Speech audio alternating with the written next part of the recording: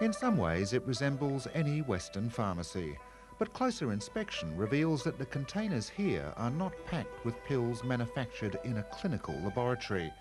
They contain substances gathered from the vast laboratory of nature. I think in the emergency situation, I think Western medicine, most people would prefer to go to Western medicine. Where if you have chronic illnesses and problems like chronic fatigue, high blood pressure, and long-term energy degeneration problems, aches and pain, you would go to Chinese medicine. Dr. Jirong Zhang is a professor in Chinese herbal medicine. He has over 450 different herbs and animal parts here that individually and combined are used to treat thousands of different complaints. We believe in Chinese herbal medicine in the philosophy. Nature already provides us with a whole spectrum of cure and formulas available for all our human illnesses and deficiencies.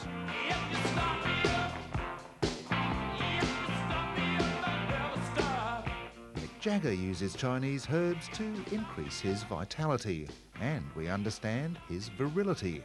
And so does Danny Glover. I'm too old for this. Evidently not. Neither is Mel Gibson. I got a few balls in the air at the moment. Well, quite. But Chinese herbal devotees claim that the right Chinese herbs can have similar effects to Viagra. It has been studied at least 5,000 years back that some herbs are especially good for improving human sexual functions and performances. What Confucius said, he said a husband should keep the wives and concubines happy. Different sexual malfunctions and problems are treated with different herbs and animal parts, but some of these are not for the faint-hearted. Turtle shell, deer horn and deer testicles, crushed beetles and scorpions, and something rather worrying called semen urales. I must admit I would have thought it might be a bit hard to convince some Westerners that they should go woofing down the deer scrotum and the deer testicles and scorpions. I can't see them really going for scorpions in a big way either. If people are not like to take in any animal parts, if they are vegetarian, for instance, and they still want sexual function to improve, and they are herbal replacement available, you don't have to use the animal part. Which of course is good news for conservationists who've been desperate to eliminate the slaughter of endangered species for use in Chinese medicine. Say if you use a tiger bone, you can use some other herbs to replace tiger bone. It will have similar results. Or you can use even use just the goat bone, right, instead of tiger bone, and combine with a couple of other herbs. They will have similar results as if it's a tiger bone. At home in Brisbane, Lynn Duggan boils up a herbal concoction for husband John, and guest taster, yours truly. Oh, thanks, Lynn. Oh. Thanks, Lynn. I tell you what, the smell isn't so good, John. Shocking. That's great. Ugh. And how often do you drink this a day? Twice a day. John started taking Chinese herbs to help him lose weight, which he did to the tune of 1 kilo a day. But he noticed an additional bonus. Well, it's never been better. I've got a wife who's always chasing me now instead of my chasing her, which is a change after 30 years of marriage, and we have a great time.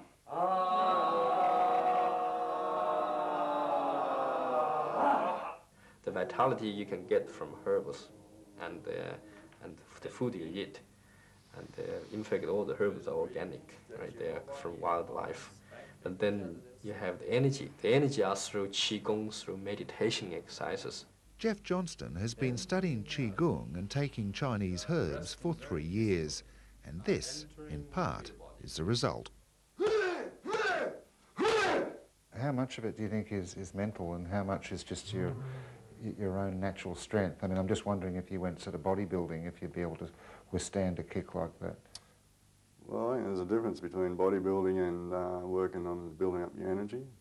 Bodybuilding is working more on the muscle, whereas the Qigong is working more on the energy of the body. Have you noticed any difference in your sexual energy as well? Oh, for sure, yeah. Oh, it's definitely increased, yeah. Now, there are some herbs that are actually best taken after they've been pickled in alcohol. Here's a lung improver, that's one, and a liver and kidney tonic, which is probably good for me. And what you do is you just pour a little drop of that into the glass, and here's the best part, you can actually mix it with more alcohol, i.e. your favourite indulgence. So, another little drop of that in there. You never think that drinking more alcohol would do your liver and kidneys good. Haha, medicinal purposes only, of course. Cheers. Mm-mm.